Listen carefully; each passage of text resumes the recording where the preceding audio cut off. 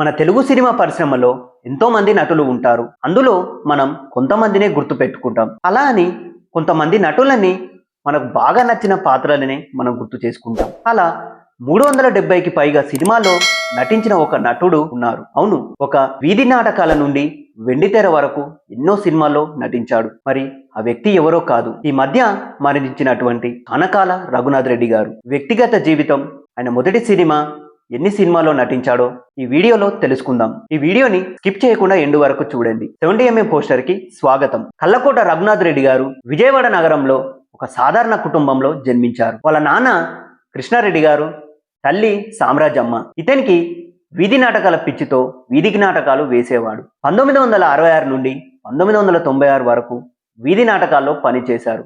నటన అంటే ఒక శ్వాసలా జీవించిన వ్యక్తి. అక్కడే సినిమాల మీద పిచ్చితో పునాది పడింది.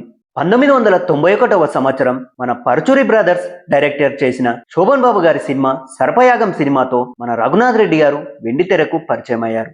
ఆ సినిమాతోనే ఆయన పాత్రతో వెనక్కి తిరిగి చూసుకోలేదు. భార్య అన్నపూర్ణమ్మ, పిల్లలు సుధాకర్ రెడ్డి, సుధాలక్ష్మి, అరుణ. తన కుటుంబం అంటే తనకి ఎంతో ఇష్టం. వీధి ఆడిన నాటకంలో ఎవరైనా బలవలసిందే. ఒక నెల రోజుల క్రితమే మన రఘునాథ్ రెడ్డి గారి కుమారుడు సుధాకర్ రెడ్డి గుండెపోటుతో మరణించారు. ఇలా ఆయన డిప్రెషన్ కి వెళ్లి ఎంతో మానసిక శోభ అనుభవించారు. మన రఘునాథ్ రెడ్డి గారు ఫిబ్రవరి 1, 2026న గుండెపోటుతో తన నివాసంలో మరణించారు. ఒక విజయవాడకు చెందిన ఒక సాధారణ నటుడు ఈరోజు తెలుగు పరిశ్రమలో ఎంతగానో పేరు సంపాదించుకున్నాడు. రఘునాథ్ రెడ్డి గారు హీరో కాకపోయినా ఆయన చేసిన చిన్న చిన్న పాత్రలే ఎంతగానో మనని నిలబెట్టాయి.